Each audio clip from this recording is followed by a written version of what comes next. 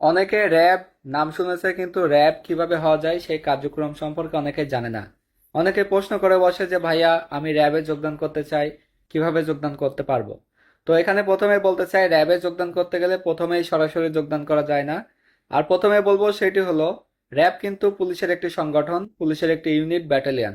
সেখানে যারা স্পেশাল রয়েছে বিভিন্ন বাহিনীতে, সেনাবাহিনী, নৌবাহিনী, বিমান বাহিনী, আনসার বাহিনী বা পুলিশ বাহিনীতে, এখানে যারা স্পেশাল স্পেশাল মনে হয়, যারা একটু ব্রিলিয়ান্ট, একটু চৌকস, তাদেরকে র্যাবে পোস্টিং করানো হয়। সেখানে প্রত্যেকটা সেনানিবাসে বা প্রত্যেকটা বিমান বাহিনীর ঘাঁটিতে বা নৌবাহিনীর ক্যাম্পে বা পুলিশের ক্যাম্পে বা পুলিশের অন্যান্য অ্যাক্টিভিটিসে যারা একটু ভালো পারদর্শী হয় তাদেরকে র্যাবে পোস্টিং করানো হয়। এখানে কিছুদিন মেয়াদি, কেউ 1 বছর, কেউ 2 বছর, কেউ এরকম একাধিক বছর থেকে যেতে পারে, যাদের পারফরমেন্স যেমন হয়।